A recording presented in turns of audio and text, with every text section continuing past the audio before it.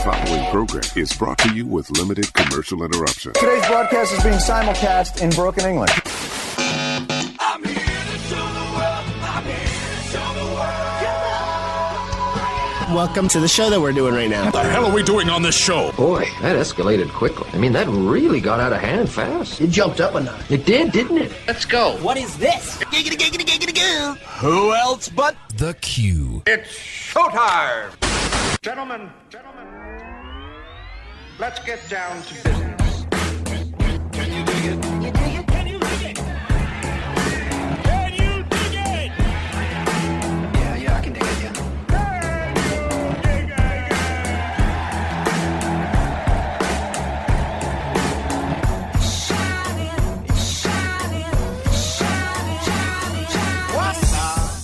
Ladies and gentlemen, welcome to the QNow. You're listening to the best pop culture, current events, and current affairs show east or west of that Mississippi River, hailing from the great city of St. Louis and worldwide at the QNow.com. I am your host, Mark Bland. Welcome to the show. Ladies and gentlemen, my main man is on his way. He is coming to the thing, and there he is, Jason Kull. Whew, you finally made it. It's a run. It is. The new studio's got a little bit more of a, it's more of like an Olympic. It's a lengthy hallway. It's a lengthy hallway. Yes. I was going to say Olympic hallway.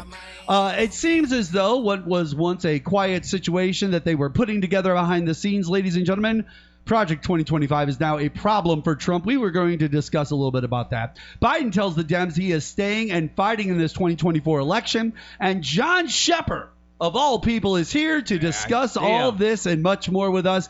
Please, without any further ado, welcome to our show, Mr. John Scheper. Yes, what's up, John? Good afternoon, everyone. How are you, sir? I'm good. You're live. Yeah.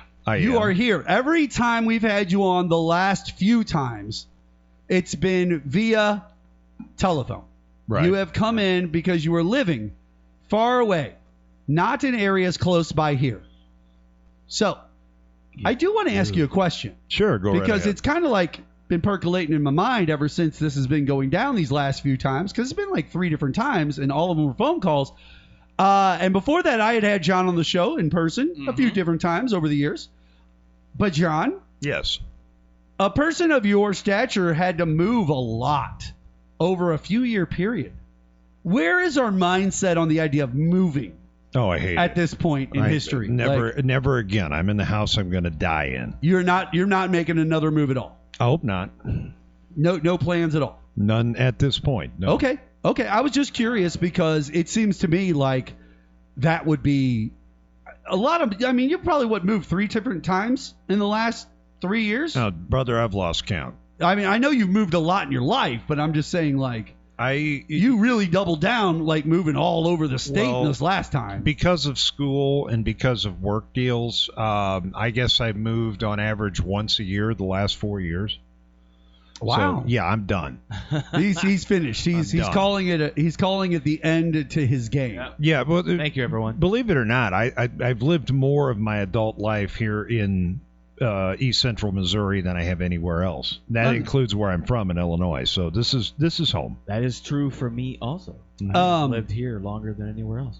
Now, John, we are in the new studios. We've been promoting these last few shows, the brand new studios that we are in, right? The Gateway Fiber Studios here for KYRO, and we are excited.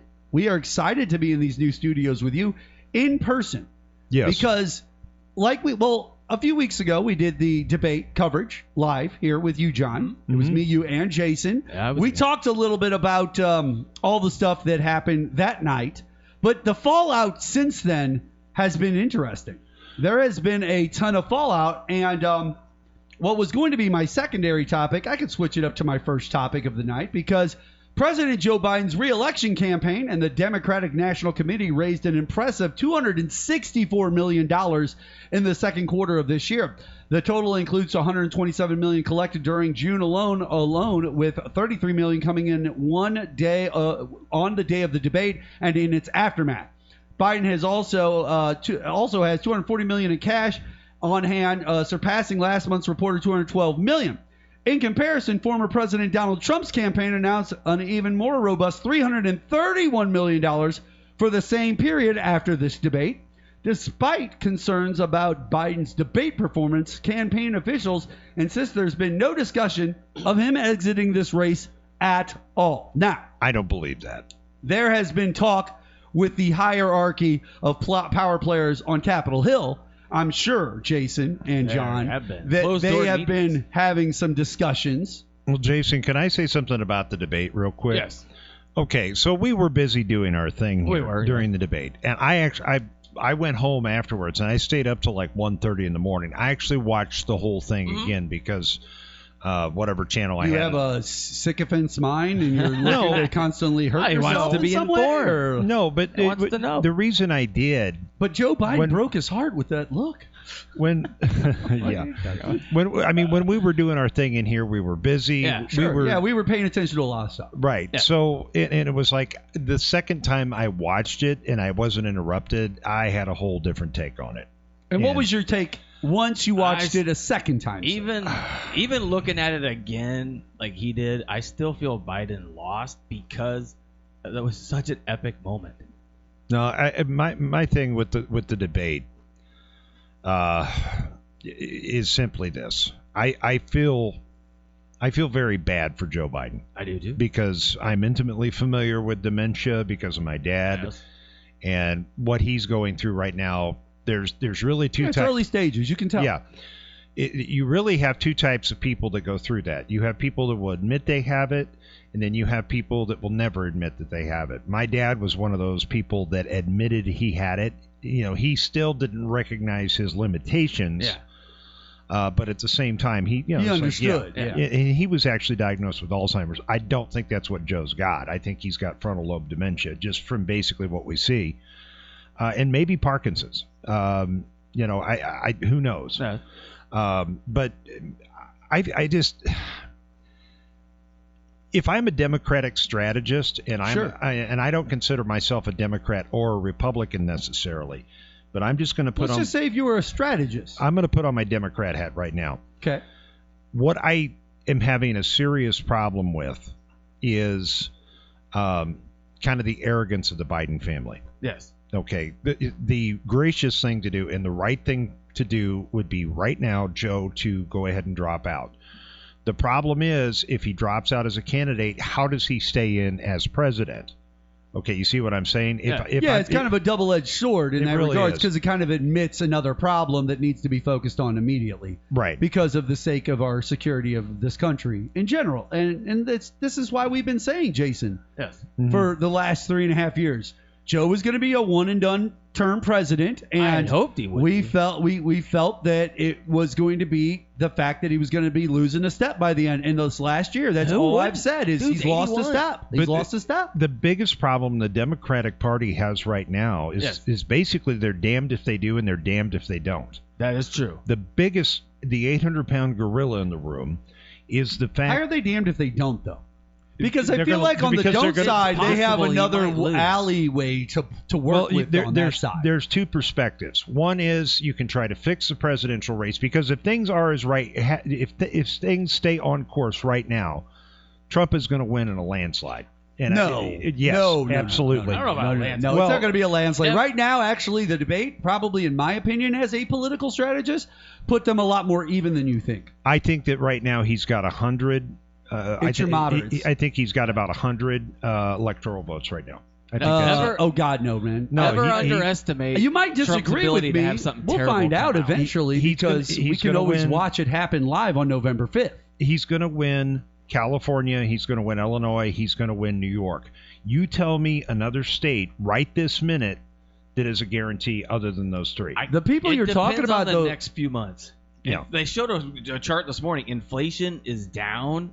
The Fed Yep. is thinking about lowering the rate, and Grocery then they showed, prices are so then down. they showed the last two administrations, and they took out COVID. Yep. So you took out Trump's losses, Yep. and you took out some of Biden's gains.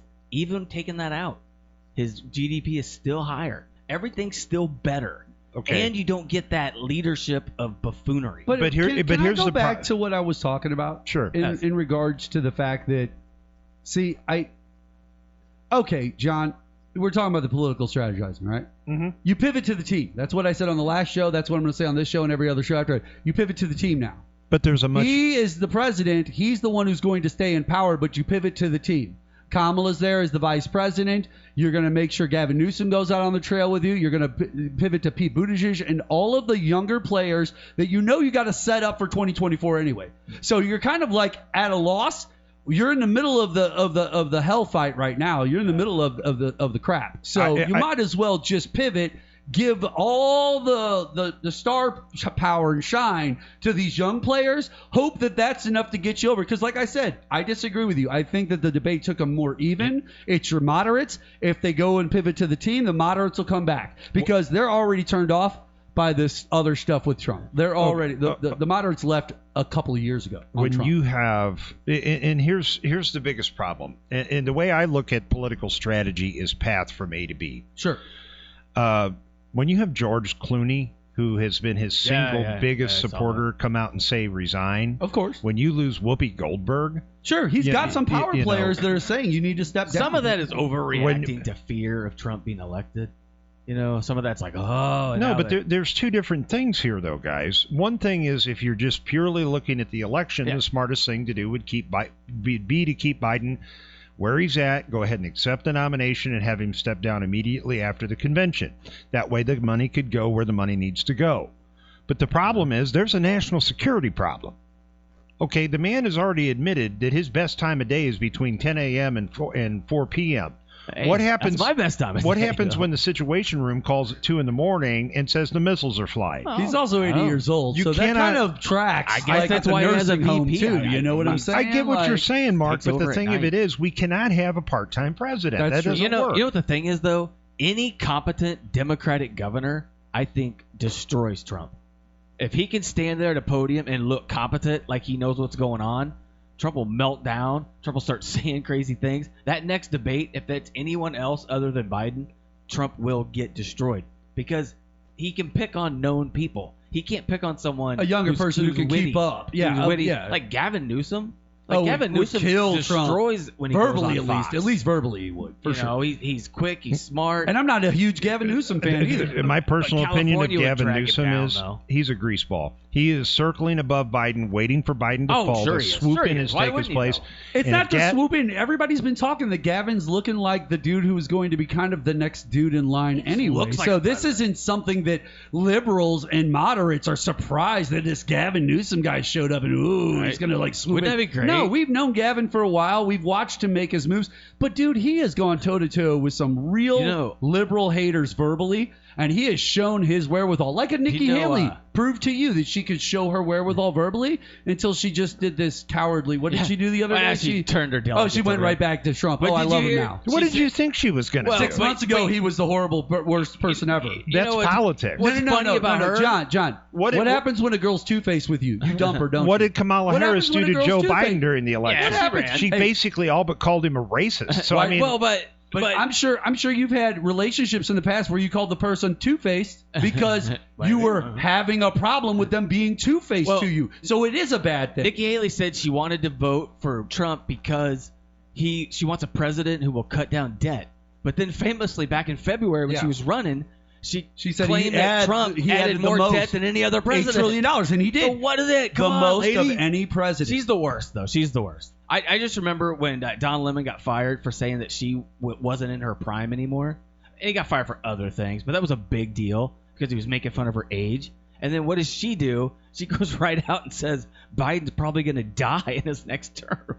And it's like, how can I feel sorry for you when you're like even more evil than them? well, I mean, I think that we will all admit that whether it's by the election, whether it's by his health, Joe Biden will not be the president in 2025. I hope not. I wish he wouldn't. Well, have no, ran he the might be second the term. president in 2025, but I'm the one who came out last week on the show and said probably within the first year of his presidency, what? he might end up dying. If he wins, it's because people are so afraid of Project 2025. Okay, you ready for me That's to? the only We're reason. going to talk about that in a That's the second. Here's what only we're going to do. reason. We're going to take a quick break here from the Gateway Fiber Studios. When we come back, we're going to have more here on the QNow. We'll be back on KYRO and 102.5 WIBH right after this.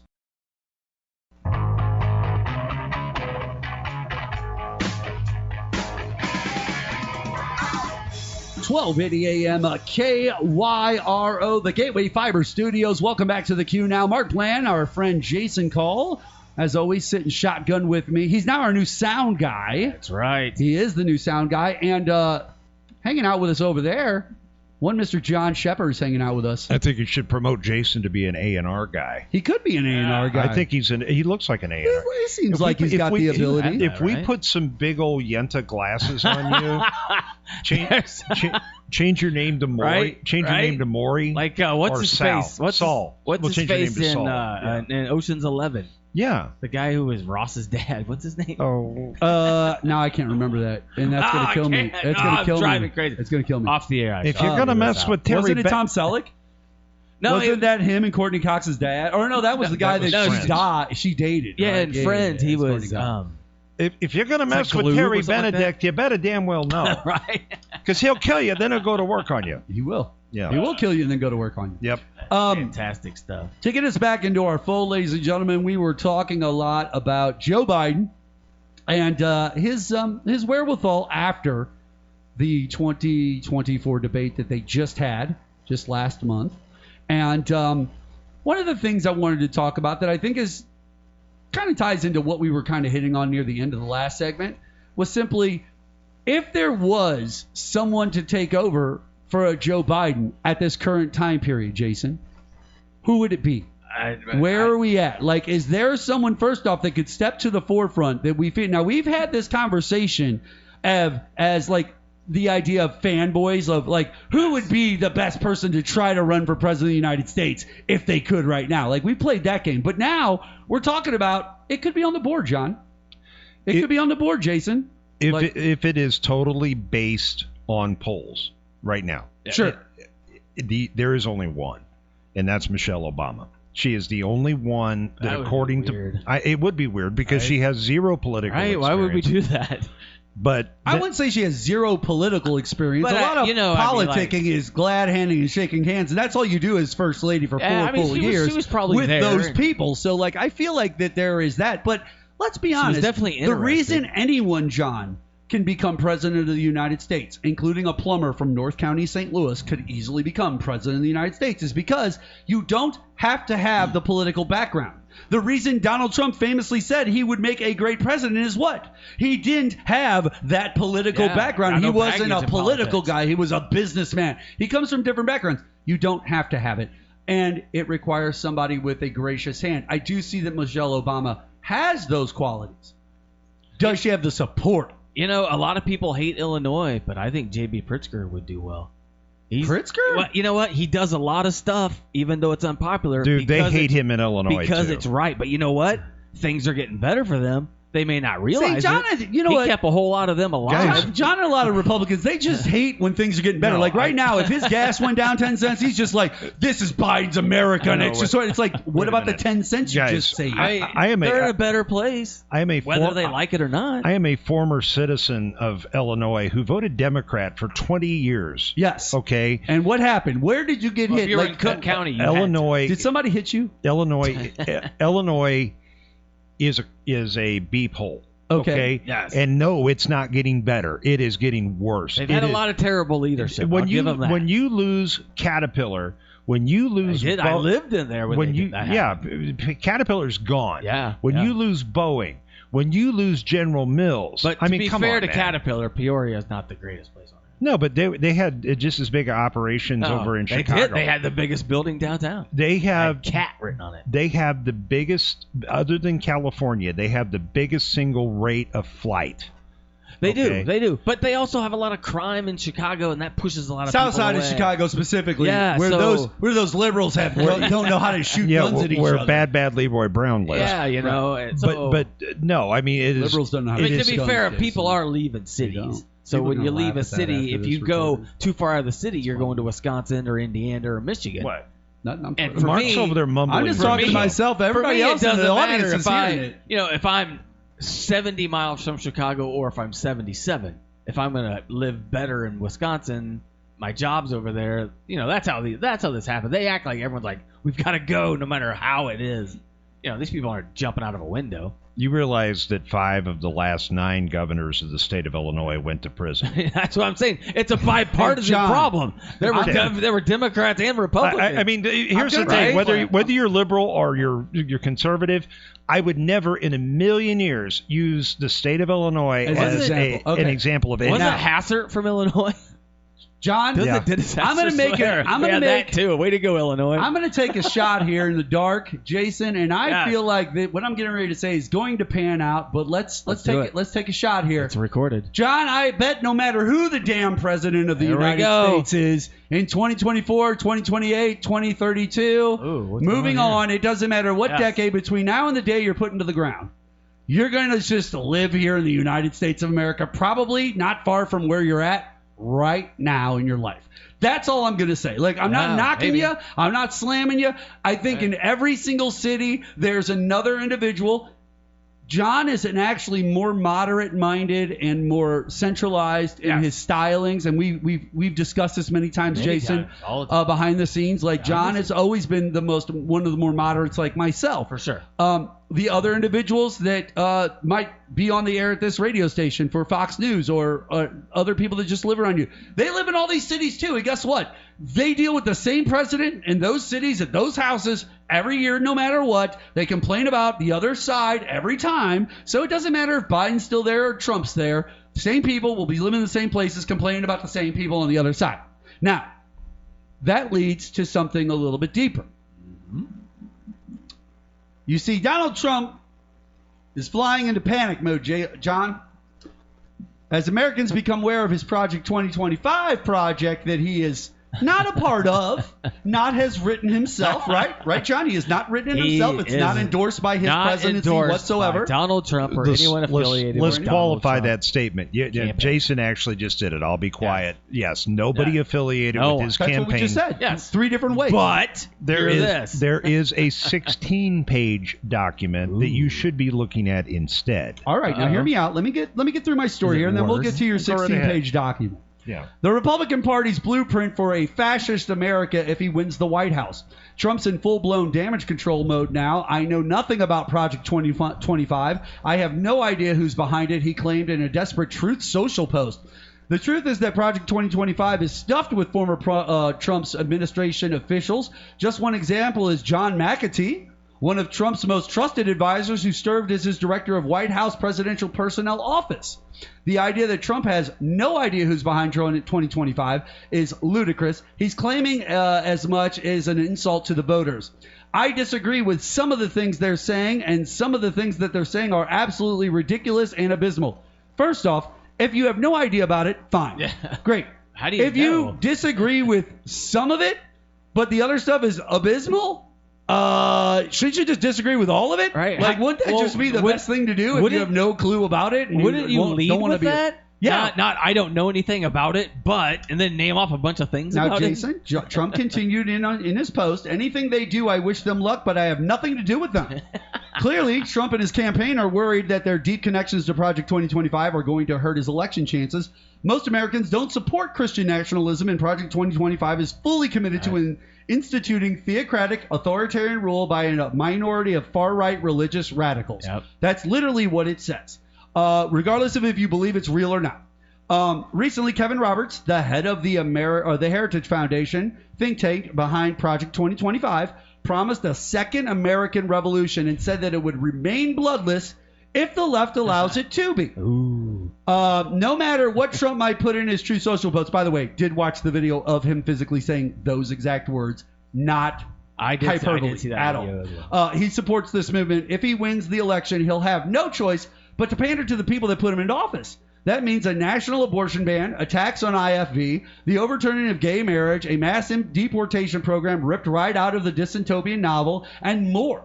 Never trust Donald Trump, ladies and gentlemen, or the individuals that are pushing these things around him.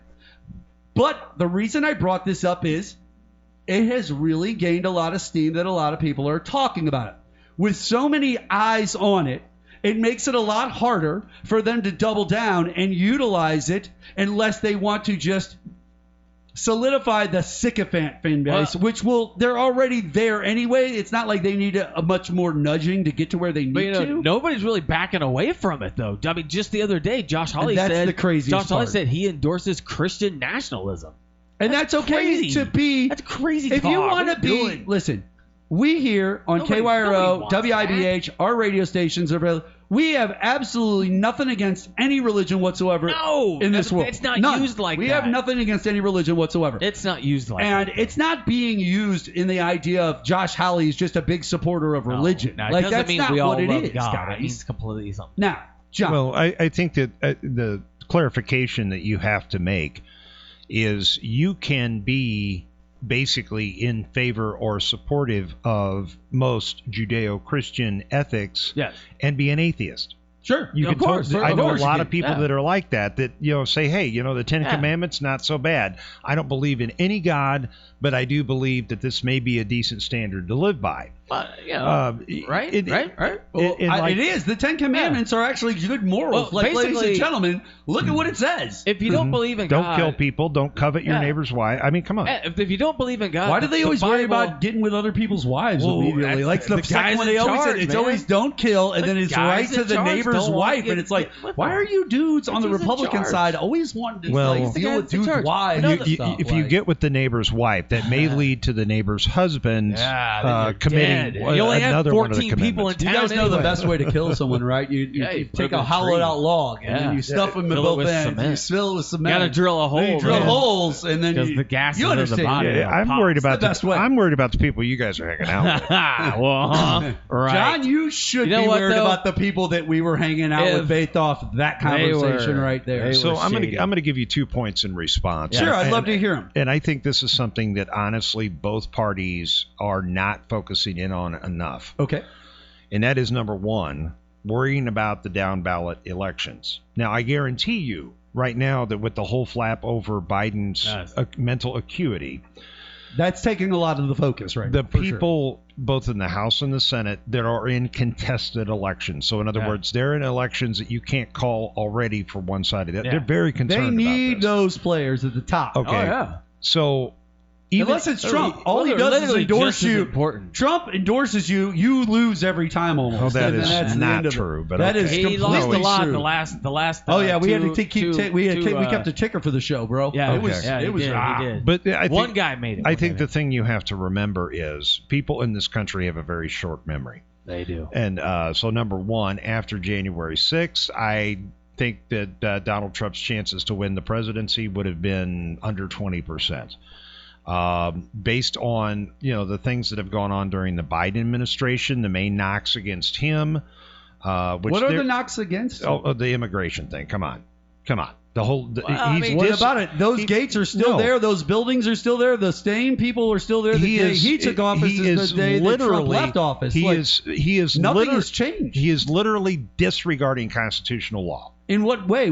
Is he? He's supposed. Hold on. He's supposed to Is protect he- the border. Is he ignoring constitutional law, or are there individuals who work locally within those areas of Texas at the border who handle those cases on a day-to-day basis who are purposely they are disrespecting the law, and then a guy like Greg Abbott lets it fly because he knows it looks bad for the liberals, so he Just lets it takes keep him to going Philadelphia. because it's just an easy way to keep that. Listen, Greg Abbott has proved one thing to us. Yes. For a man with no legs, Well, he has. he doesn't care. He will run through a burning wall to No, he screw definitely over doesn't Democrats care. and No, liberals. he- Like, that is his. I mean, shipping those okay, people well, away, that shows you don't care. Polling on various topics would My totally, point being, though, is the totally, border. totally disagree with your point. Of course, you got lots of polling. So does the other side. And we Even- all said even of Democrats. after the 2020 election, we can't worry about the polling. All right, here's the deal. You keep your point there. You got 2 points you want to make. Put a pin in those. We're going to take a quick break. When All we right. come back, right off the top, you're the dude. You're hitting the airwaves. We'll be back on the Q Now right after this.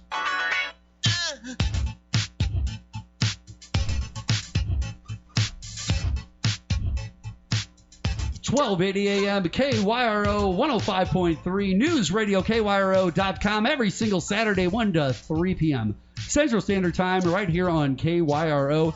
This is the Q Now. My name is Mark Bland. That guy over there is John Scheper. That guy over there is Jason Kull. And we are hanging out here on a Saturday afternoon, entertaining all of you wonderful folks. Jason, I'm going to excite you here. Oh, man. I'm going to excite you I was here. waiting. I'm going to excite you here. I was And like, is it because John's here? it is because John's here, and we've got him live in studio. I've decided to call an audible. We are going to do a tournament of pop culture on this show. It's going to early, happen. right? It's going to happen. And Yeah. I'm going to tease you right now. Go to bed, I'm going to kid. tease you right now. We are in the middle of the summer classics that we call baseball, right? We call it the Summer Classic. Right. They call the All-Star Game the Summer Classic. Yes. Like baseball is what you consider that summer classic sport. Yep. We are going to do the best baseball movies of all time. wow. And the reason we're going to do this is I saw this broken down before. And when I saw who ended up winning, it threw me for a loop. I can't believe those people chose that. And I said, you know what? I'll put that to the test. I know who won All right. on this other one. We're going to do the same exact movies in the exact same order, and we're going to see who wins. John, do you like baseball? I used to. You used wait. So that means you don't like it anymore, or Uh-oh. you do? Something happened. To be brutally honest with you guys, it's for me, baseball lost its luster. I can't remember the last time I sat down and watched a baseball Now, game. what about it lost its luster? I mean, I'm curious. I want to know now. You know, I'm a football guy. I like Yeah, hockey. there you go. I like. Yeah, but you're a Bears fan, so it's obvious you're not very. Huh? Yeah, What? you know.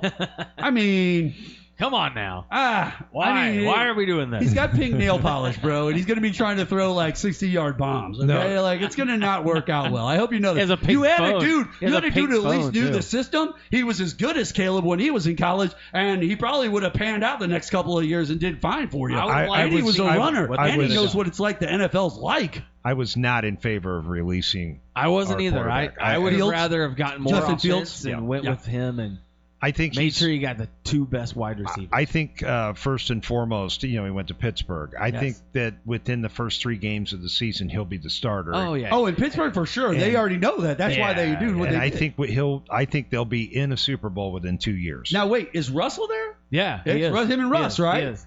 yeah. I But listen. unless Russell gets it together, Russ he'll knows be why in he's there. Russ is there to be the old mentor on his last couple of years. Yep. That's like he knows it. He knows that's why he's there. But Pittsburgh's Russ will got a little probably bit of get win this. now He'll all the get this time. year to play, and they'll probably throw Justin in. You know what they should do? A lot of teams should do what the Saints did a few years ago with Taysom Hill and Drew Brees. Let Drew Brees handle the majority of the field, but then when it was time to punch the ball in, just send Taysom Hill in because he could play both, like quarterback and that. But Jason, had it not been that somehow through a twist of fate they ended up with the number 1 pick, Yes. and Caleb Williams had been available, they would have never even thought about getting rid of Fields. No. Huh? And I think. Yeah, but was Caleb Williams all that in a bag of chips? Like, I don't think he was that much better than Fields he was wasn't when as good Fields as he was was in the year college. before. well, You see my point? I do see your point, but yes, he does have tremendous upside. And he may be a once in a generation, but then again, he could be Ryan Leaf. So I mean, Right, you that's really, I know you got to take chances. And had the Bears not had a solid number 1 quarterback the way they did, I think in Justin Fields, yeah, you go out on a limb and you do that. But man, Ryan Leaf's but you also know that Williams hasn't even signed his Yeah. contract yet. Ryan Leaf's a nice guy. Now, Yeah. I would love to sit here and continue sports time on the QNow, which we don't mind having every once in a while, Jason. We'll bring in No. somebody to talk a little You sports know, on the Ryan show. We Leaf- like that. We like it. John's a very knowledgeable Ryan guy Leaf with once sent me a really nice message. that. He did? Yeah. Did it involve his middle finger? Was it stay away from my it was very girlfriend at the nice. bar? No, he's married. Oh, Oh, okay. okay. No, it was just Now, before we went to the break, John had a couple of points Yeah. in regard to the Project 2025. He was talking about the 16-page dossier, or the 16-page whatever it was. I thought we'd moved on from that. No, we hadn't moved on. Okay. We'd gone to a quick break because remember I told you to put a pin in it. We were going to come back with your 2 points. Yeah, we came out of the gate. No, But we actually all ended up agreeing on that. to any, but Yeah, did we don't think it. Well, we don't think it, like Trump was like. I want Okay, this, all I right, want that, I fine. want Then this. how is it Biden is just not legalizing weed nationally and just codifying Right? Roe versus Wade He for can the do win? what he wants. Like literally, do remember whatever he everybody. wants. That's Scott a- has said he's that's got an official immunity, act. or at least as of currently, they're not going to talk His about other immunity. official act is he wins. So yeah, that's it. Like, why are we not doing this? Like, I don't understand because I can just literally, do it whatever why I are want we not now. attempting to codify Roe versus Wade? Tie this up in the court for the next Because 6 years. because they don't have Congress all in lockstep to discuss things, That's so the they other can thing figure he out did. things like that. But they'll Fired Congress. allow us for 40 years to pretend that we all think that it's a law that's on the books nationally when it never was. They'll just let that happen. So how about we do codify it? Can I just say something about the abortion issue? Yes. Yeah, How did abortion ever become? And I'm pro-life. Okay, I'm Catholic. Yeah, Look, yeah, I think that in cases of extreme emergency, it should be used. And I also agree with what Bill Clinton said a long time ago, is it should be safe, legal, and very rare. Yeah. Okay, And should that's okay. not be I'm fine used for with birth that. control. I'm fine with that. But my point is, And for Sheila, who I don't know. Jesus, thank you. but no, what I'm saying is this: I don't see a moral high ground, and I also don't see how this became a political issue ever. It got hijacked at about the 80s. That's when I started noticing. Because before then it wasn't. I was a kid. When I was in high school, there was a guy, his mom would hand out pamphlets. You know, Jason, I've come on this show a few times, and Yes. you know, I talk about what if we could find out those unknowable numbers in life, in history, right? Like how many are actually? Like how many times I've almost been within 5 seconds of death. Like literally we've talked in your about life. that before. Okay, now, there's other ways that you can utilize this idea Okay. to figure things out.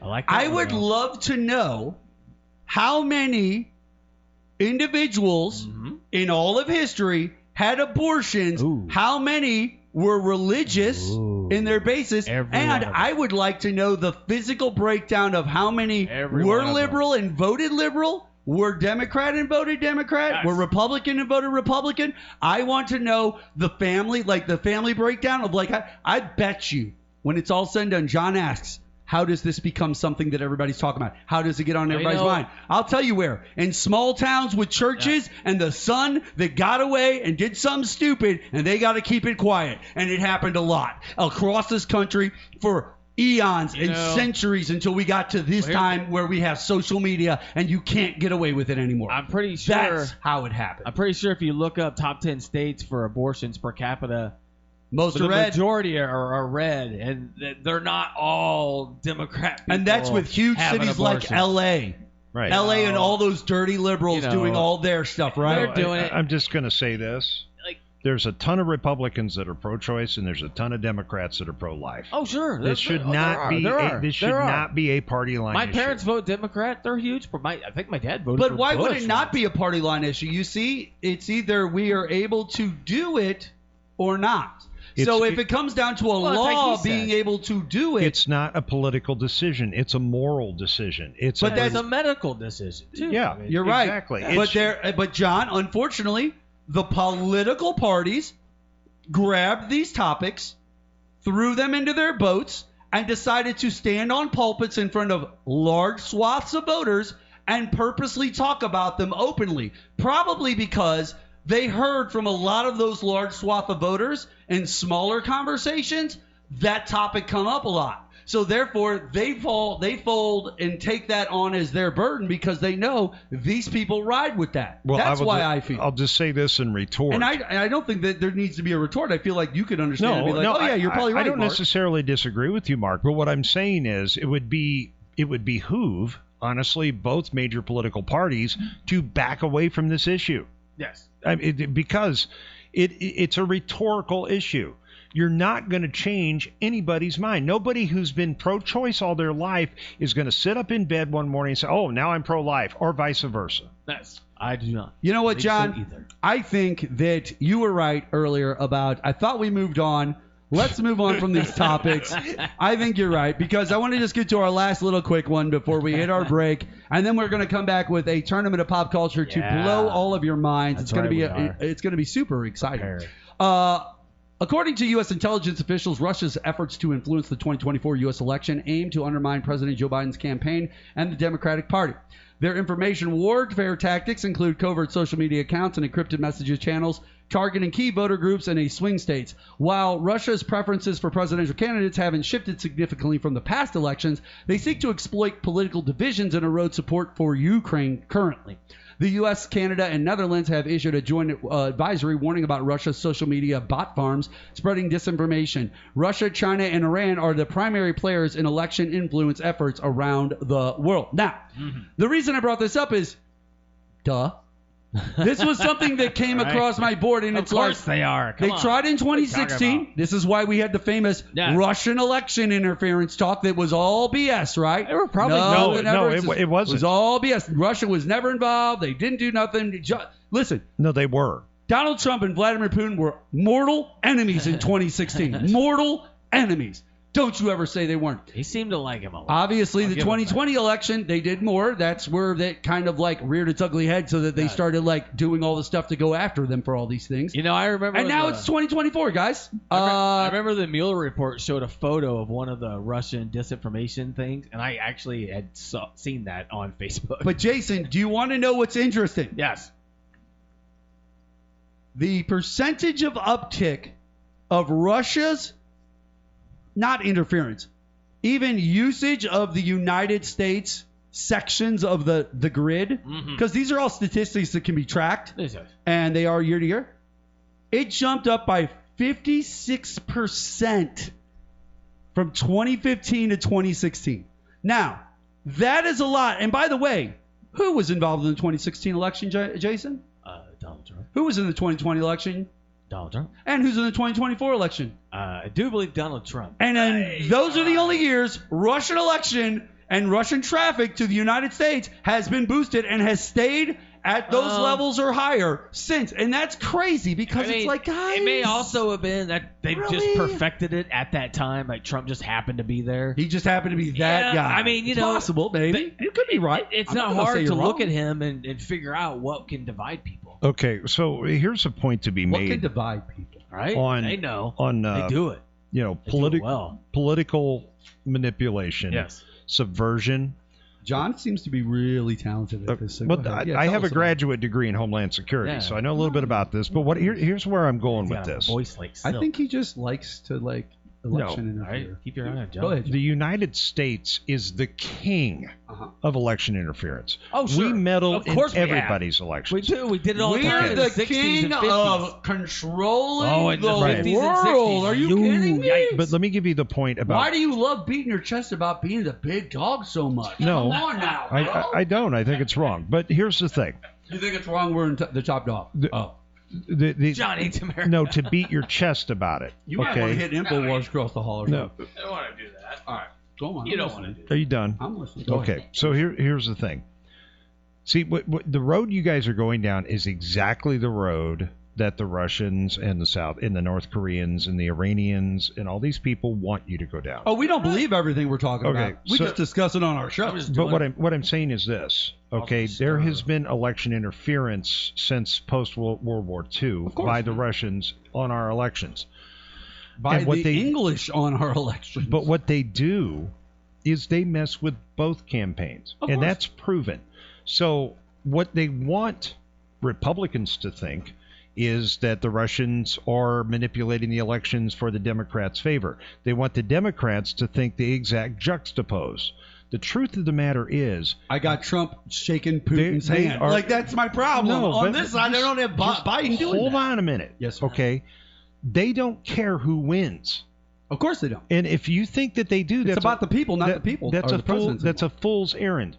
What they want to do is they want to disrupt the process of democracy, and they're being successful at it because like I just said, you have I don't know, Democrats Yeah, but can't saying we they're overlook helping that? Can't we just easily overlook that as adults in our 40s, 50s, 60s? We just go, oh, way to go trying to avoid this. But I know the people that we're talking about. I've walked amongst them with my own 2 feet. I've had conversations with my own mouth, and there weren't think, Russians or computers around when those things happened. And I heard these same things come out of those people's mouths. I think Putin would rather have Trump in office. I mean, John, I get what think you're it's the saying. opposite. I get what No, you're he saying, would but want John, I Hillary think in office. I think where the problem lies She's a for me bulldog. She's is, coming after and maybe we'll talk about this after. Maybe if we remember, we'll try to hit this after the tournament of pop culture because, like, I think this idea, John, you might have it in your mind is.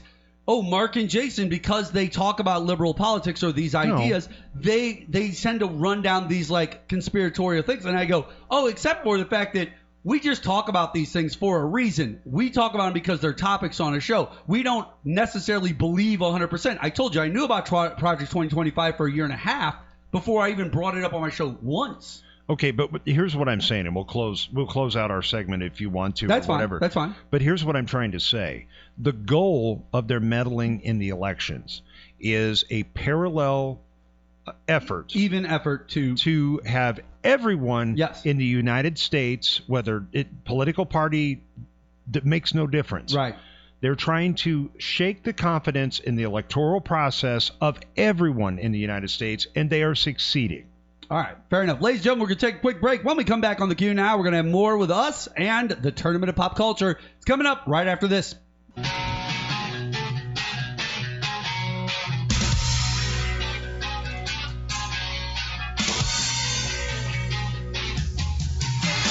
.3 FM KYRO. Mark Bland joining you today, along with Jason Call and that man over there, John Scheper, our guest here on the Q Now. What up? Welcome back to the show. I can't even hear myself. Can you turn me up? My mic? Are you deaf? Can I? No, you're plenty loud, Mark. Trust me. Are you sure? Are you sure? We hear Okay. you just fine. That's fine. I'm just maybe I need my There we headphones. go. Headphones are all the way up. I don't know what to do. I can feel All right, it. ladies and gentlemen, welcome back to the show. It is time for us to do our Tournament of Pop Culture. That's right. Hear that? So this competition this week is the Summer Classic game of baseball. It is best baseball movies. Now, I had me some favorites. I saw this bracket broken down. I saw the winner of that bracket, and I was like, I don't like that. Mm-hmm. John, can you turn my headphone up? That headphone, yeah. Is it on your pot? Oh, never mind. Oh, there you go. Yeah, do you I got can an hear independent one? really No, you well don't now. got an independent one for me. Maybe you do. I don't know. I can't I can tell. hear it. I can hear it. This is all the way up. I know that. Anyway, it doesn't matter. I got you. My point being, ladies and gentlemen, we're doing baseball movies, and these are some of the best baseball movies of all time, and we're going to break them down. And Jason, are you a baseball fan? I am. You are a I am. lover of the baseball I game? am a John lover Scheper, you of said baseball. you formerly No, he was. were. I like baseball. I don't like the product today. There you go. Okay, fair enough. But you've seen a lot of movies, I'm Yeah. sure, in your life, Wow. and you've seen a lot of baseball movies in your life. Right. So I feel like we can break this down, and it's going to be a very interesting breakdown, Jason. All right, I am here we go. long for the ride. Long for the ride. All right, round one, ladies right, and here we gentlemen, go. here on the show. Field of Dreams. Oh, wow. We're having a Right off the bat, we've got a heavy hitter in geez. Field of Dreams. That's going to be going up against Angels in the Outfield. Oh, come on. Why Angels even in the bother me with Outfield this? You don't even have to wake versus me up for this. Field of Dreams. I have it tattooed across my chest. If ever needed to vote for baseball movies, vote for Field of Dreams. So you don't have to wake me up. So that's it? I'm going to give you. You got to talk up into that mic, too. I am right here. Okay, I'm going to give you a very unpopular opinion. Oh, what? No, Field of Dreams is not even a baseball movie. Well, Field It's of a movie Dreams about is not baseball. a baseball Yeah. movie? No, it's not. Why can I not I- hear myself like the last segment? This is so weird. Dude, you're same I don't level. know. I don't know what to do. It's crazy. It's crazy, John. All right. I could see where the case could be made, but there is the backbone of the movie is baseball. I mean, Okay. And it is the purpose for why he does what he does. It is. It's the It is. sport of baseball Come to on, man. bring it there so that they can play. Okay. I defy anyone Now, to watch the end of that. Angels and in not- the Outfield, although a tongue-in-cheek classic of the Yeah, but come on. 1990s, Angels are. is a very solid movie in its own right, and it's fun. It's more campy than anything That's else, in my it. opinion. It's not going to be able to hold a stick to a heavyweight like Field if of made Dreams. today, Disney would put it out again, and it would just, You think it would be horrible? I don't know. Probably. That's a possible remake. John, what's your vote? Field of Dreams or Angels in the Outfield? But with the caveat that Field of Dreams is not Got technically it. a baseball movie. Yes, we heard that. I would go Field of Dreams. You're There we going Field go. of Dreams. Jason? Yes, Field of Dreams. Field of Dreams is moving on to the next round, ladies and Would you gentlemen. have went Field of Dreams as well? I would have. Strictly because of the cinematic value. All It's right. fantastic. It is a fantastic movie. I just have Jeez. never thought it was a Up baseball next, movie. what I consider a potential dark horse. This is what I consider Dark a horses potential sometimes dark go horse. far. We have The Natural. Oh, wow. That's a good one. Robert Redford, an That's a good amazing movie We've got the little, even though it's a made-up story, we've even got the little play to Babe Ruth, having the little one-on-one back alley game with him. You know, that's snarky big really mouth. good. That's awesome. That's that little bit of that nostalgia that really draws you into the movie and makes it worth it. Plus, how amazing that scene with like the sparks shooting and him running the bases and knocks the light out With and everything. that kid's bat. Because his broke. The Natural's an amazing movie. Plus, there's a bit of a twist in it too. Like there's a little bit of a swing in there. That's going up against the movie called For the Love of the Game. Now, I am good, unfamiliar with For the Love of the Game. It's or maybe I've seen it Kevin and I just didn't. Costner plays this old retiring pitcher who is in the process of. Oh yes, I have seen this. Yes. And like each inning is a flashback in his life. Yeah. It's right. good. So it basically, For the Love of the Game, is an A-roll, B-roll. So it's based on the events of an entire game. He's in the very tail end of his career, and he puts together a no-hitter to wrap his career. Is that what it is? Yeah. And the B-roll side, and then of it's got like a side story on the backside. The side story, woman back. The side story is basically his life, the mistakes he's made, all that. It's a really good movie, and I would legit call that a baseball movie. Now, he plays baseball. Is it better than The Natural? No, John? I love That's The Natural the question. growing up. I am going to go with The Natural. I will too. I would agree with you. And I think most people would. Natural's a really tough, solid movie when it comes to baseball movies. Because For the Love of the Game is no slouch. Now, up next, another classic, nostalgic movie. I wouldn't necessarily call this a Gen X movie because it really comes on the way tail end of Gen X life. Okay. But we have The Sandlot. All right. Okay, because we're talking mid to late 90s like here, 20, so 20 we're on the years back. old, I think. We're on the backside. That's more of the young millennials that really are The Sandlot. But still, going up against The Perfect Game. Oh, I'm a Sandlot guy. I'm a Sandlot guy too, and I feel like most people understand why. It's The just Sandlot today. The Sandlot is Stand By Me with baseball. That's what it is. Like it's literally Stand By Me with baseball. It's the idea of this group of guys that are like bound together for life. Like that's what it is. You could technically make the argument it's not a baseball movie, but it is. It is. It's all about a baseball and a Sandlot where they play it. I'm going The Sandlot. Yeah, I've got to. too. John? I honestly, I don't like either movie. You don't like The Sandlot? Nope. That was almost like stereo, bro. Like that was crazy. I'm sorry. I wasn't a fan, but yeah, I would go Sandlot because I think The Perfect Game was even a worse movie. Yeah, right. That's fair. But I'm getting a little worried that my two favorite baseball movies of all time have not been mentioned yet. We're working on it. We're working on Better it. get snappy with it. All right. So Sandlot moves on. Get to the good part. Right, Jason? You chose Sandlot. I chose Correct. that. I did too. Come on. All right. Rookie of the Year. A quaintly solid movie it's got a nice little background to it. Cubs thing on. Going up against the Bad News Bears. No. Come on now. on, we I get don't Walter care. Matthau at his best. I don't care. Like, we just get an old crotchety, just like cantankerous a-hole. Maybe perfect. The remake, you might get a chance, but no, not the original. The original? You don't like the original Bad News Bears? No, I'm saying the Rookie of the Year, maybe. Against I see. Remake, Against the remake. No, this is the original. Votes, this is the Bad News Bears. No, okay, so the Bad News Bears was the second rated R movie I was ever allowed to watch. Oh yeah, in your life. Good choice. The first one was, so it has a nostalgic value. Yes, so the first one was Porky's. That was the first rated R movie I ever got to watch as a child. Of course, no one knew as far as in my parental circle. Right. But yeah, Bad News Bears, that's solid. I would vote for. And I'm going to go Bad News Bears too because I just know that Bad News Bears is just a good, solid baseball movie. Now, you're correct. That moves us on to A League of Their Own. Oh, probably one of the better baseball movies that has been put to film. Honestly, it is really good. And that's going up against the movie called The Rookie, which I think is that's a true story about that was Randy Quaid or what Dennis Quaid. Yeah. Dennis Quaid, yes. It's a true story about some PE teacher. The teacher who comes back to baseball who thinks he couldn't make it. That movie's not that old though. It's not that old. Okay, all right. But it's going up against Tom Hanks. No, come on. Putting on an Oscar-worthy nominated performance in A League of Their Own. And we get Lori Petty. And I think you also have two movies, both that were based on true stories. So That's fair. That's something you got to point out. That's okay. That's fair. A League of Their Own versus The Rookie. Jason, where are you going to go? I have to go a League of Their Own. Yeah. I think most people have to go A League of Their Own. It's got some of the best one-liners that I've heard in film. People say that crying in baseball all the time. Yeah. Of course.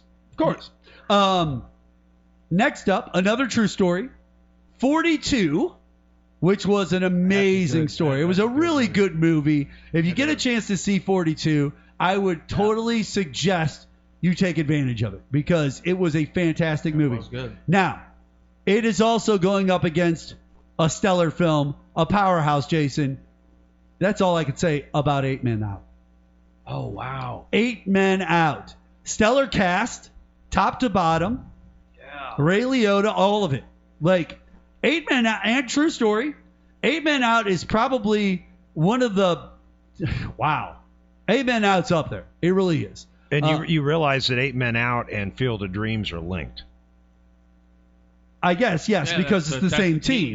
The players, it's the players of the team. from the 1919 White Sox are the ones in the Field of Dreams. Field of Dreams. And Ray Liotta was also in that film. Correct. Which is probably why he was one of their first choices to go after when they made 8 Men Out, because I think Field of Dreams. Oh yeah, Field of Dreams comes way before that. I'm gonna go 8 Men Out. I think that's a slam dunk to me. That was a good movie. So another true story. 8 Men Out moves on. And up next, we have Major League, which is fantastic. Wow. Tons of one-liners. And that's going to go up against Trouble with the Curve, which was more of a rom-com-y kind of... Are you talking about the Clint Eastwood movie? I do believe. I think that is it. When Justin Timberlake goes to stay with him. Right, yeah. Back or yeah. And he's got to learn to pitch back. Yeah, exactly. But when I say Rob, I'm not talking about like, it wasn't like hardcore. We're talking major leagues, probably for the 1990s. Was that that was an 80s movie, wasn't it? Major League, 88? 89. Yeah. 89, okay. It was a Brat Pack movie. So it's an 80s movie. There's a bunch of them. Mm-hmm. It's an 80s movie, so it's definitely right up Gen X's alley. It's by far one of the best comedy movies Gen X has. Funny. It's hilarious. I feel like Major Leagues beats out Trouble with the Curve. Yeah. John? I don't know if I've been all what do you think? think? Trouble with the Curve. You got to go Major League. I mean, that was a quintessential baseball movie. He's right. Wasn't there a sequel to that? Too? It's okay. There was two. Now they listen. made like 3 or 4. Listen, I understand it feels like the first round's going down easy. Some of these feel like they're going up against easy smacks. Is that all the games? Is that all the movies you got? One more. We got one more. Bull Durham. Ooh. Best ever. Versus Moneyball. Oh. Wow. You've got Bull great Durham comedy versus Grammy-nominated. Grammy? No, Oscar. Won. They won, didn't it? Grammy or Oscar? Oh, yeah, Oscar. You have got Oscar. You have got 2 movies there. Well, first of all, Moneyball, true story. Yeah, yep. Except I don't like the way they portrayed. I don't like the way they portrayed the manager, because he went on to be a coach for the Cardinals. Guy was not like that at all. Yeah. And everybody said that. So I mean, that's the only blemish on Moneyball, but a great movie, man. You know, I'm going to be honest with you. If you walked up to me and you said, "Hey, you can either watch Bull Durham, which does have like a romantic aspect to that movie, okay? So there's a little bit of a love story there. Yeah. Moneyball, on the other hand, I'm looking at you like that's Goodfellas for baseball. Like that's what that is. So you know what? I'm probably going to want to watch Moneyball 9 times out of 10. I think we're going to have our first agreement. I'm going to have to go Bull Durham, and the reason I say this is, I mean, you've got something with a very strong protagonist, a very strong antagonist, and totally baseball is minor league baseball. Yes. Okay, and that movie, if you talk to anybody who ever played in the minor leagues, I have some friends that did, they say that movie really does a good job of capturing the experience of riding the bus for 12 hours to go to a game. I think Bull Durham is I think it's the second best baseball movies ever made. Pieces of film to ever be put to film, right? Is that what you're trying to my say? favorite baseball movie of all times, I He guess, never is hears going a to be thing in I there. say. I do swear to God. too. He's got headphones on too. Like you should hear every word I'm saying out of my mouth. So my vote's Bull Durham. Thank you. Bull Durham. I am in agreement with John. So you guys are sending Bull Durham through. Bull Durham. I chose Moneyball. Oh, Moneyball's good. It is good, but you Moneyball's can't very go good. wrong with Bull Durham. I'm not going to sit there and say that I don't like Bull Durham. Now, here's what we're going to do. We're going to take a break here on the QNow. When we come back here on KYRO, more with this tournament of pop culture. We're going to finish it out. You're going to find out what the best baseball movie of all time is. We're going to see if it matches up. I haven't told these guys who the winner was of that other bracket, so I want to see where this lies. We'll be back on the QNow right after this.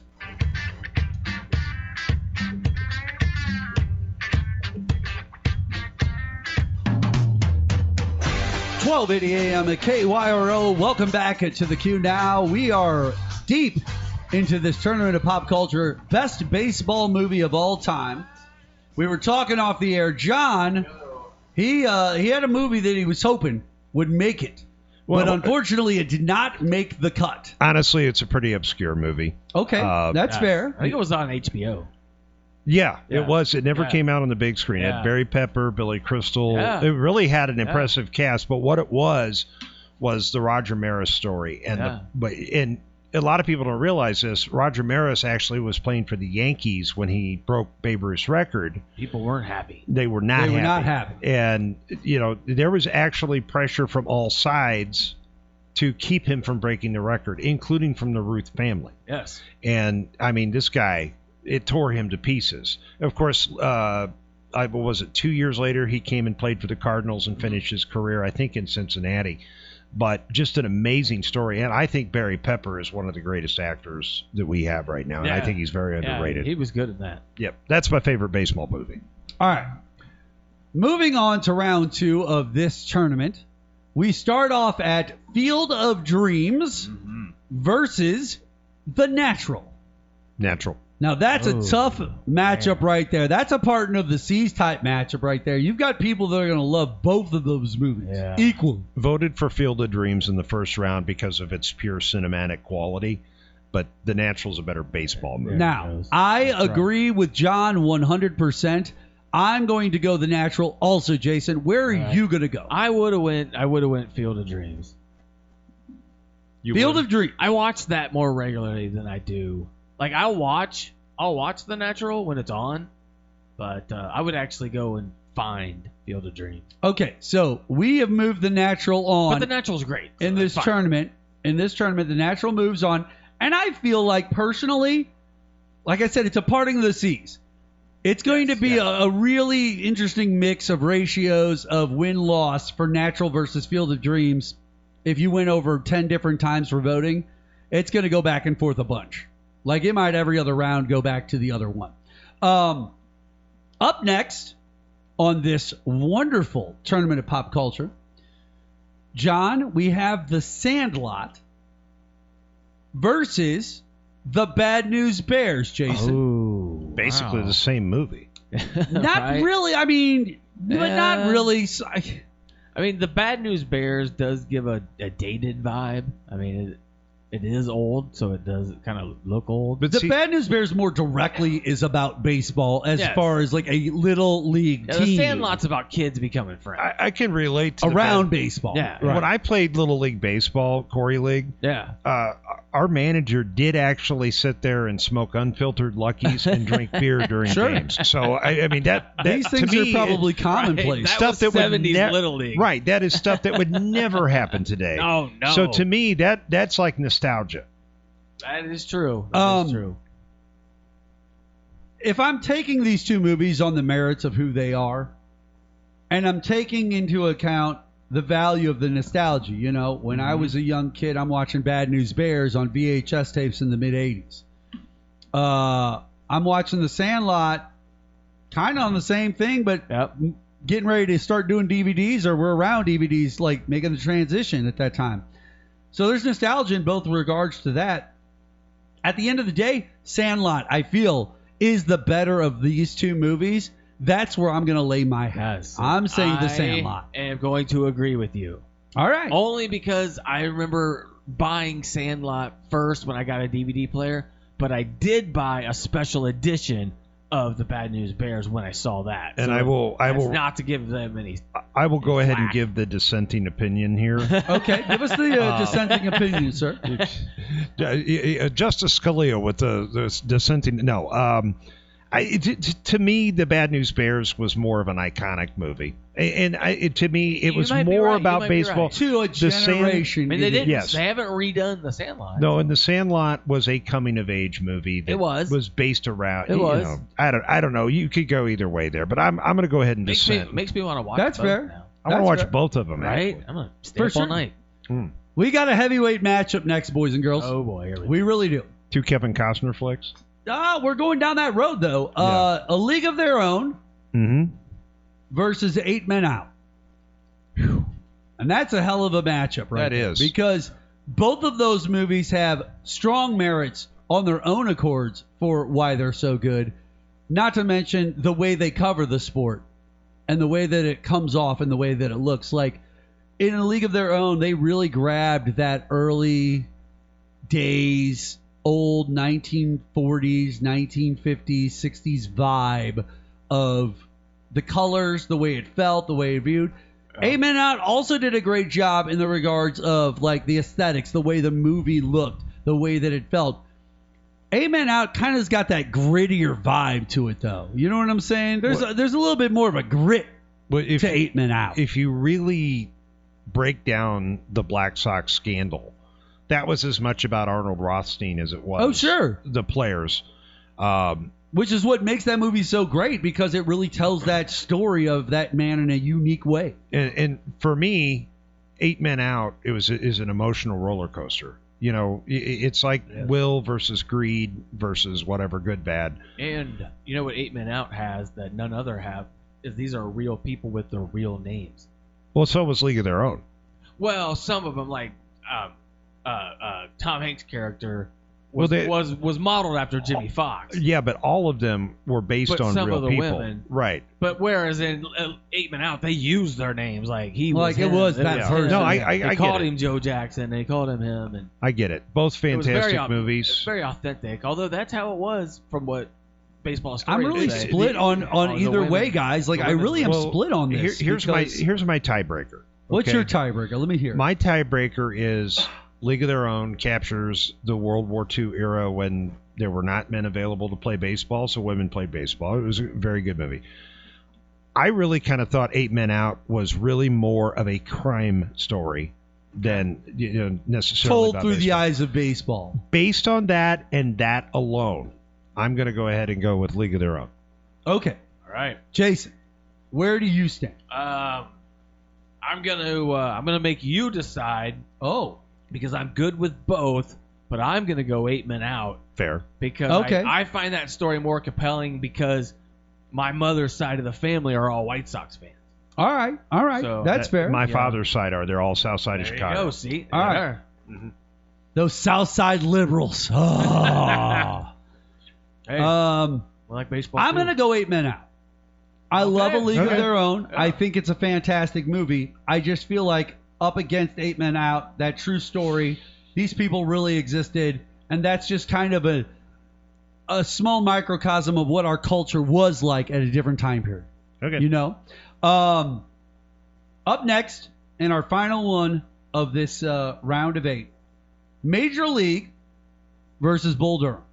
Bull Durham. Yeah, oh, man. I'm going Major League. Man, you go. I'm Major not League. against Bull Durham, guys. I just know that it's just more of like a romantic, like, love story that's got this idea of baseball woven through. You know, it. I understand that. I love Major League, but Major League at the end does get corny. It jumps the shark. You know, they win. Yeah. She just easily gets onto the field, and Yeah.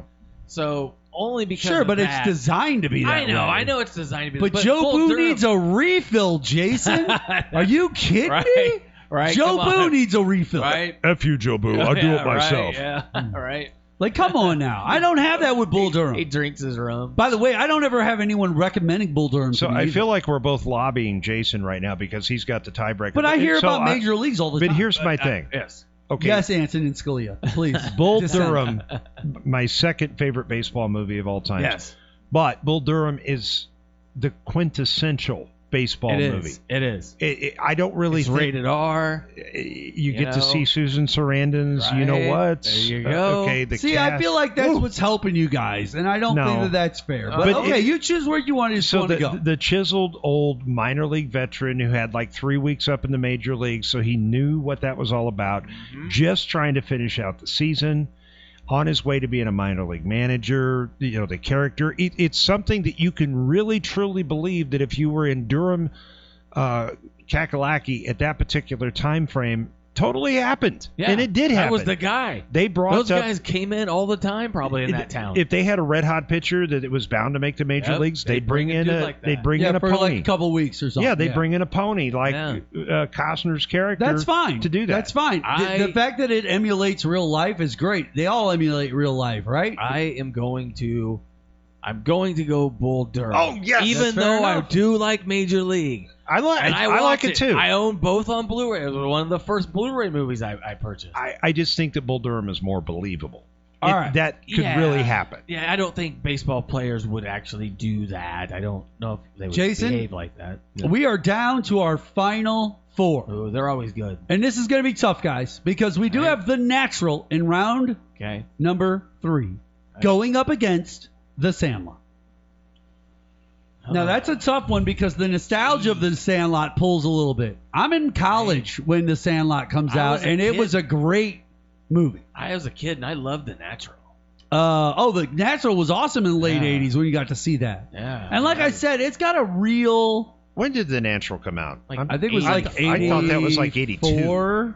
84, I'm gonna 85 say. maybe? I had their poster. I'm going to look it up real quick. Yeah. I had that Gonna say poster I want to say 84, 85. Yeah. hanging up in my room. But I wouldn't be when I was- But surprised to hear it was 1984 is 82. like, think about this. When everybody talks about the 1980s, the Yes, so like they need to get busy. This the is the most 40th. quintessential year of the decade is 1984. 1984. Yeah. Right? They're not doing anything for that this year? Everything great came out right around 1984. Right. Like Yeah. literally So I would- the whole decade. I was a freshman in high school when that movie came out. That's fine. Mhm. And that's what I'm Good saying. stuff. Like it's a fantastic movie. Yep. Sandlot, I mean, you're killing me, Smalls. Yeah. That's fantastic. Both good movies. I quote The Sandlot more. And Jason, we've talked many a Yeah. times when we've talked about great movies in our other different tournament of pop cultures. We've always said that if it's quotable, Yes. that is something that gives it a little bit of a Yes. leg up on Yes. other movies. And The Sandlot does have the natural and the quotability. So So I will go with The Sandlot in that regard. I don't know, man. I'm going to go The Natural, and here's why. You're talking about baseball movies. That is baseball. And The Sandlot was about so much more than just baseball. The Natural, to me, that is more of a traditionalist, purist baseball movie. So I'm going to go The Natural. Okay. You know, I am a sucker for 60s period pieces. Okay. And so because of that, I am going to go with The Sandlot. Okay. You're going to go with The Sandlot. Yes. Although, as a kid, I loved The Natural. That's fair. That's Right? fair. 'Cause I always Nothing wrong with that at I all. mean, I can remember not knowing because I was like 10 years old when this came out during the summer. If the Knights were a real team, I had to like get a baseball encyclopedia at the library That's fair. and look it up. All right. For me, The Natural is just a better baseball movie. Yeah, it like is. Like he said, it just is, and, Sandlot is a coming of that's age. what's going to put it through for me. Yeah, the Sandlot isn't about this kid's baseball team. Right. The Natural is about professional baseball. Yes, like that would be true. And about, like I said, it's even though it's not a true story, it weaves enough of our real culture into it, makes you to look it make up. you I go, went and looked it okay, up. yeah, that's legitimate. Like that's you know? worth like taking a look at this or that. You know what took me forever and a trip to the library could have taken me 10 seconds today? Oh yeah, for sure. All right. Our final one. Wait a minute. Did he just quote Good Will Hunting? I think think he so. did. Right. All right. Our final one, 8 Men Out versus Bull Durham. For a spot in the championship. Oof, that's a tough one. Can I vote last this time? I have Yeah, yet you to can vote. vote. last. You Okay, can vote last. You guys go ahead. You can definitely vote last. Jason, Yes. I think I'm going to stick by 8 Men Out.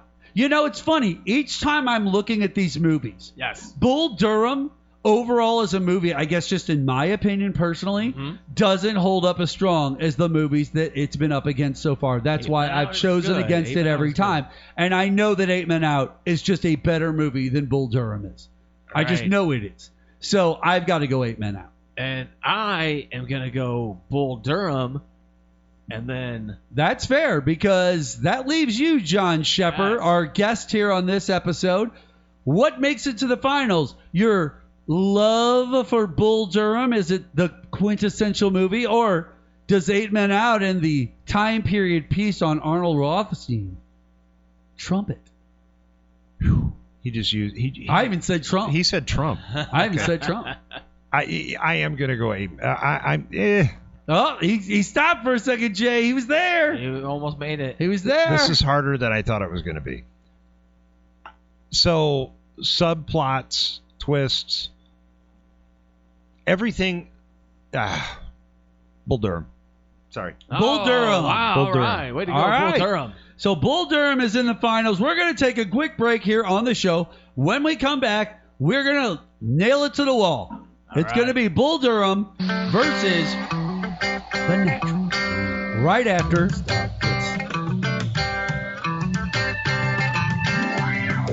105.3 FM, 1280 AM KYRO News Radio, KYRO.com. Every single Saturday, the QNow show here live on the air with you. Mark Bland, John Especially Scheper, you. and Jason Call. Hey, and don't forget our CBS affiliate down We in Southern don't. Illinois. WIBH. Yes. we gave them. We love them. We love them. 102.5. That's and right. 1440. All right. We are in the finale of the Tournament of Pop Culture. Best baseball movie of all time. All time. We have whittled it down to Bull Durham. Uh-huh. He said whittled. That's right. Bill You do. Bill Clinton Durham. Oh. How's that dressed, ma'am? That's cool. all right. Just put it in the... Bull Durham versus The Natural. Yeah. Now that's going to be tough for John.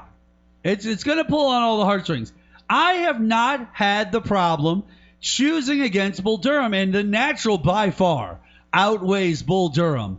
Baseball movie, styling, Right. acting, like it really does See, outshine. Jason, what he's doing right now is called lobbying. Yes. It's not lobbying. I'm telling You you, know what? what? I think. That's what I'm I gonna think. Everybody come- gets their say here. I'm going to come right out with Bull Durham. You're going with Bull Durham off the top. Right off the bat. You're not even going to give it any credence. didn't. You are just jumping right I in 2 didn't. feet first. Bull Durham changed my life. I was like, oh, movies are Okay. cool. I am going to go The Natural.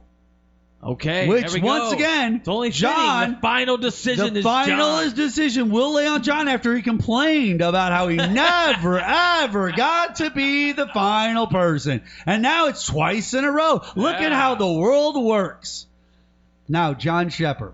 You really think you know how I'm going to vote, don't you? Bull Durham versus The Natural. I actually think I you're don't going know to how choose it's The gonna go. Natural. Problem is your heart is screaming Bull Durham, and you know you'll have to punch yourself in the face in the mirror the next time you wake up. I have probably watched Bull Durham 100 times. I've probably watched The Natural 50 times. Fair enough. So you've seen one way more because you like it more. And I would categorize both movies to where on a rainy Saturday afternoon, if you're flipping around the TV and one of those movies is on, it doesn't matter what point of the movie it is, you're going to go ahead and finish that movie So out. all movies matter. See, even in movies, all lives matter. All movies matter. in movies. Everything's always equal on both. Hey, listen, I'm these are steadfast into Bull Durham. I'm going to be honest with you, Jason. There's very good baseball movies on both sides. You know what I'm saying? No, So- there are. there are. See? That's what makes this difficult. All right. So, John, what is your answer, sir?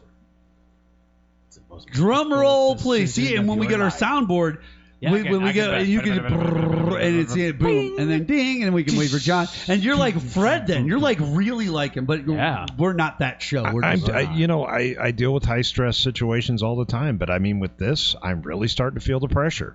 okay. There you But go. I think that it's Right? fair that you are put in this position. You know, you're the chief. Right? Okay. You're the guy that they decisions are look to. nothing. You got to So- make decisions. So what I'm going to base this on is you said I love how you're trying to talk yourself into your decision. This was a pop culture tournament based on baseball movies. Yeah, about baseball movies. Best baseball movie of all time. Right. So, we've left a lot of good ones in our wake here. Sure, And but I don't think a the lot ones of that got to the runner-ups. finals are really all that too shabby, though. No, they're not. I feel like The Natural might be in the finals of any set of baseball movies. I would say, honestly, that Bull Durham and The Natural would be in the top 5 of sports movies. Yes. Okay. Possibly The Natural for sure. Yeah. Yes. For sure. Okay, so based on what I, what Be I, honest what with yourself. I love, No, I think that's a good point I just made. Be honest with yourself. If this was a list of the top 5 sports movies of all time, would Bull Durham even make the top 10? Oh, yeah. Or would The Natural at least be an argument in the top 5? No, to me, they would both be in the top 5. Bull Durham would- I think you would struggle to find. Are you kidding me? I got all kinds I of think- amazing sports I think movies. When I Bull think about Durham- The Blind Side, Bull Durham would end up going head remember to the head Titans? with Hoosiers. That would be the final. Yeah. Bull Durham can't touch The Blind Side. Yeah, but we later Now found we- out yeah, that now the we know blind that's a side lie. was a lot of it was based on Sure, untruth. I'm just talking about like the idea of the movie itself. It was a really well done movie. That's why it got the awards it got. right. Like, regardless of whether the story's fake or not now, it doesn't matter. It was a good movie. Yeah. But like, this is my point. Like, if I take Bull Durham and I throw it up against other great movies like Miracle, I don't think Bull Durham's touching Miracle. Like, and that's a hockey movie. That's my point. Like, I know The Natural. I could argue the Miracle against The Natural. That argument could exist. I think what kind of decides it for me, obviously, The Natural was based in what era? I mean, I know when it 30s, 20s, 30s, somewhere in there. Versus how Bull Durham was based on current times, which would have been the late 80s. Sure, at that time, yep. I think, honestly, John is taxed by I this, am. man. This is really tough purple. decision. I really want to okay. show this Great to all movie. of his friends and stuff. and there was a guy, it was a good friend of mine. He was drafted by the Atlanta Braves a year ahead of me in high school. We're still friends to this day, Jason Kempfer. And he actually played a half a season for the Durham Bulls. And, Okay. And that All was maybe 2 years after that movie came out. Yeah. So, that it kind of has a hometown flair to it. And, man, this is difficult. But you said that. I think at the end of the day, the movie that if they were both talking himself into it, No, he's getting there. if they were both available at the exact same time on cable, At Blockbuster. And they're both sitting right next there. to each other. It's Friday night. Both are 99 guys, cents. I got to go Bull Durham. All right, All then. right, There it there you is, go. ladies and Victory. gentlemen. Now, Way to what's go, great Kevin about this, Costner. so there it is, ladies and gentlemen. Kevin Costner, Bull Durham He was in wins. 3 of these movies. What, Tim Robbins, too. You got some really good acting there. Oh, it was an all-star cast. You do. You have an all-star cast. You got Susan Sarandon's boobs, which is all John thought about the entire time. He's like, how can I turn down boobs? Yeah. If I turn down Bull Durham, I'm turning down Susan Sarandon's boobies, and I then can't what do I do do? that against Robert Redford. You know what I'm saying? Who was the guy that had his own sports radio show for years? Who was the assistant manager of the baseball team? His name escapes me. Oh, was that Bob Wool? Euchre? Was it Robert Talking about Wool? Euchre? Yeah. Robert Wool? Robert He was the Wool. other guy, yeah. Oh, Robert Wool. Yeah, I thought he was like, as far as supporting actors in that movie, he was fantastic. Lady Kenmore's? Oh, that sucks. Don't Now- ever sell Lady Kenmore's. What's interesting about this, gentleman, is I told you that this is a tournament of pop culture that I found that I saw that had already been run through once by people voting on the internet. Hundreds of thousands of people voted on the internet. And the movie that won, when it was all said and done, was Field of Dreams. And I said, no, I do not believe that is an accurate, true depiction of how that would break down, because I know for a fact there's a couple of movies right now that I see that, one thing about The Natural, it feels like, or it looks like from a time period where it might drag, but the movie doesn't really drag. The problem I got with Field of Dreams, a little bit of it drags at times. There's a couple scenes in there to drag out a little bit, and it kind of changes the dichotomy of Field of Dreams for me. So I just didn't think it was the best baseball movie, and I think we proved it. Bull Durham walked its way to the finals. Yeah. I do want to point out one thing, though, too. When you brought up Moneyball. Moneyball was a movie Why do you keep just talking to Jason? You keep looking at He's Jason looking at talking you. because it's pointing an at him. easier It's angle. weird. Okay, Yeah, see? Mark Bland. Yes. I'm going to talk to you now. Yeah. Moneyball was a fantastic movie. Sure. But it was about something that changed baseball, and it did. It Oh did. yeah, it did. I It mean, proved to them the that way- stats actually can be used. Yes, and analytics do have a place, but that is something that had been rejected by traditional baseball people for, a For a long century. time, yeah. That nothing can replace the it's like subjective opinions versus objective We've opinions. talked about it here on this show because of politics. Mhm. Many a times, the idea of I like to call them regressives, right? Yes. The conservatives are regressives, right? But the real truth about it is that kind of like what you're talking about, the purists aspect of baseball, they didn't want the analytics to matter. They didn't want the stats, even though it was sitting right there. It could easily be used at any time. They just wanted it to be the most pure. This is why the people argue about the machines doing the pitch counting and all that with the with the strike zone and all that versus the umpires, because they want that pure aspect. Same idea in politics. I don't think it's regressing, this idea of going backwards. It's this idea of they don't want to change moving forward. They're going to hold their position where they're at because they're afraid of change and moving forward. And that's where Moneyball proves the point of change does work. And I think that, honestly, I think that where Moneyball and the whole Billy Bean story about utilizing quantitative analysis versus qualitative analysis, that scared everyone to death. Because I don't know how it would scare anyone. you have it. No, But why? How? It's just this idea of, okay, things that were already happening, now I just know a number attributed No, to it. the baseball purists. Okay, you can't really drag this over into politics, Mark. I did. I just said it was about numbers and how can you be worried about Right. numbers on a piece of paper? But that's what scared That's everybody. what I just said. I know, I'm just giving you crap. But no, I think that's what scared everybody about the real Are you life. stoned? No, It's crazy. Oh my God! That's what scared everybody so much about the real life things that took place in that movie, is it was going to destroy the way we looked at the game for, a century. And that's fair. Yes, that's true. very fair. That's And that's true. a very true point. Well, ladies and gentlemen, Bull Durham is your winner of the Tournament of Pop Culture. Before we get out of here on this episode of the Q now, I want to, I got a couple normals or nopes, Jason. Okay. This is where, John, you might not have played normal and nope with us. This is very simple. We got a couple of little sentences, little examples, and you just got to tell us in life whether you feel like this is something that people normally do, or this is definitely not. This is a no-go. Nobody does this. This is kind of over the top, kind of crazy, okay? You think you can hang with me? Yeah. I'll give you a good example. We'll start off with number one. Folding laundry, but then immediately hanging it up. I don't think that that's a normal. Like, most people know if they're hanging something up, they just hang it up. Like, nobody Yeah. folds it. No, I fold my T-shirts and my underwear and my socks. I'll drape my shirts that I'm going to hang up. Yeah, and then you'll hang them up. then Like, go you hang 'em don't up. you don't fold them first Why and would then you hang them up. duplicate your steps? That would be Right? stupid. Yeah. Or why would even Or add work. an extra step? Or what For I no do reason. most of the time is Giving just leave yourself them in the work. laundry basket for like a week and just pick what I need out of the laundry basket. I do that a lot too.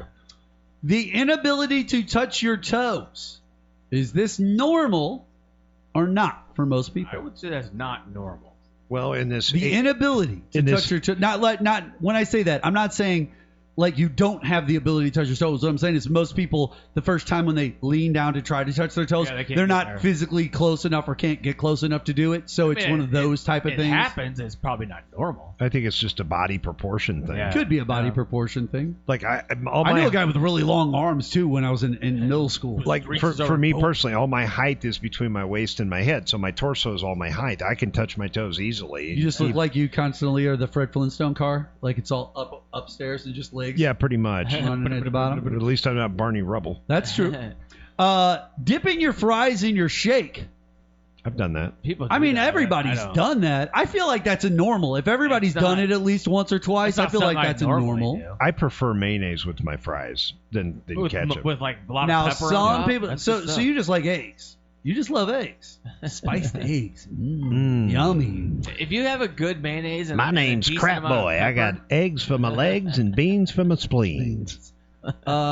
Waiting to brush your teeth until after breakfast instead upon waking up. Depends on if I'm leaving. Normal or no? I only eat breakfast on the weekend, so I don't think it counts. Oh, you only eat breakfast on the weekends? Yeah, Why is that? I just have it. I get up, I drink probably 3 or 4 cups of I'm coffee. just a go cup to of work. coffee person in the morning, and that's it. I don't really eat much until lunch. I like to eat in the morning. Yeah. And I don't mind. Are you a heavy eater in the morning? If Do you I like had a my do you like a druthers, I full would. plate, If I like an had time, I IHOP, would. Yeah, like if an I had IHOP time, I'm doing situation? that. Or are I'm you doing more that. like a granola bar No, guy? I'm hands down. IHOP. You want the full IHOP. spread? Yeah, I've got eggs. I feel like bacon, every I day- love IHOP. Right? Like when my birthday in August, you guys say where you want to go eat, take me to IHOP. There you go. I love IHOP. I think IHOP's one of my favorite things. I'd like to hit a breakfast. All right, ladies and gentlemen. Well, it's about time for us to get out of here on the show. We are so happy that you joined us today on this episode. First off, we want to thank John Scheper. Hey-o. Appreciate you being on the Thank you, show with sir. us, John Scheper. It has been awesome talking to you. And thank you for bringing Bull Durham all the way to a championship of a tournament of pop culture where it can't even beat Miracle, the story of the United States ice hockey. I didn't say that. No, I said it couldn't do it. Like, Okay. I'm literally saying that it just can't do it's that. a strong film. You know, this is what they call gaslighting, John, right? Oh, You know what gaslighting Oh, is. You've heard yes, about it yes, a lot. yes. Lots of gaslighting. Yeah. Jason Call, thank you once again, Thank sir. you, sir. We appreciate it. Make sure you guys check out the QNow.com, old episodes, new episodes, and everything in between. That's going to do it for us on this episode of the Q. Jason, I'm still working on our haunted Halloween spooktacular. so ready to do this. I want to talk to John Scheper, though. We're going to talk to him off the air, but I'm excited. So we will see you guys next time on the Q. Now.